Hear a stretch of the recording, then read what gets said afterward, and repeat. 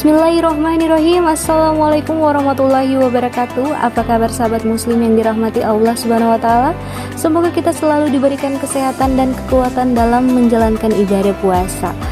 Baik sahabat muslim yang beriman, perkenalkan nama saya Ariska Emoko Dompit. Pada kesempatan kali ini untuk memenuhi tugas mata kuliah yang ada di kampus, izinkan saya mempresentasikan mengenal hadis dhaif dan pendapat para ulama salaf dalam mengamalkan hadis dhaif. Oke, sebelum kita lanjut, perkenalkan juga anggota dari kelompok 8A. Ada Rizka Mukodompit, itu saya sendiri. Kemudian ada Anggi Nur Wardanik, ada Dia Sofa, ada Trismarini, ada Syifa Fauzia, dan ada Siti Nurulaila. Baik, langsung saja kita ke pembahasan pengertian hadis dhaif. Di sini secara bahasa kata dhaif adalah lawan dari al-qawi yang berarti lemah. Maka sebutan hadis dhaif dari segi bahasa berarti hadis yang lemah atau hadis yang tidak kuat. Nah, sedangkan secara istilah sendiri di antara para ulama terdapat perbedaan rumusan dan mendefinisikan hadis dhaif ini, akan tetapi pada dasarnya isi dan maksudnya adalah sama. Adapun beberapa definisi mengenai hadis dhaif sendiri, di sini An-Nawawi dia mendefinisikan bahwa hadis dhaif sendiri hadis yang di dalamnya tidak terdapat syarat-syarat hadis syahih dan syarat hadis hasan. Para ulama lain juga menyebutkan bahwa hadis dhaif ialah hadis yang di dalamnya tidak terkumpul sifat-sifat makbul. Yang terakhir di sini ada definisi yang ketiga menurut Nur ad-Din Ar, di mana dia mendefinisikan hadis dhaif yang paling baik yaitu hadis yang hilang salah satunya dari syarat-syarat hadis makbul, hadis yang sahih atau hadis yang hasan. Pada definisi yang ketiga disebutkan secara tegas bahwa jika satu syarat saja dari persyaratan hadis sahih atau hadis hasan hilang, berarti hadis itu dinyatakan sebagai hadis dhaif.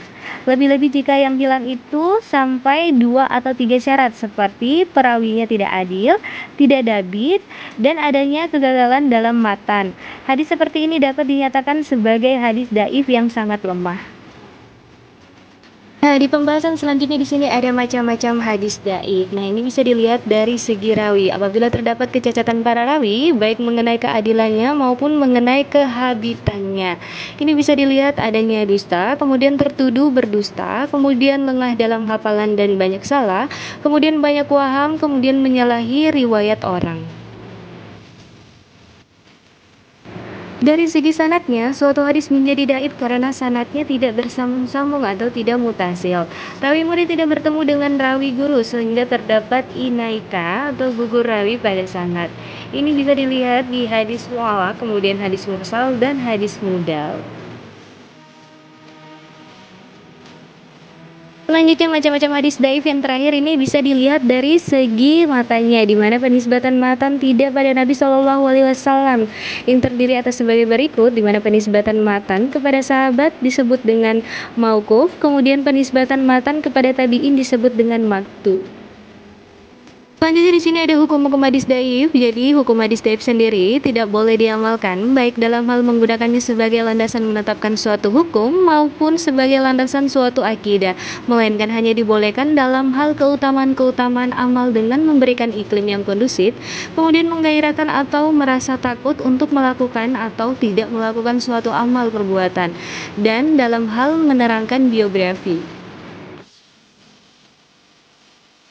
Di sini ada kriteria-kriteria hadis dhaif sendiri, di mana sanadnya terputus, kemudian perawinya tidak adil, perawinya tidak dabit, kemudian mengandung syak, kemudian mengandung ilat. Baik sahabat muslim yang beriman, itulah penjelasan mengenai hadis dhaif dan pendapat para ulama salaf dalam mengamalkan hadis dhaif. Semoga penjelasan tersebut bisa menambah ilmu pengetahuan kita. Baik, cukup sekian pembahasan kali ini. Saya akhiri. Assalamualaikum warahmatullahi wabarakatuh.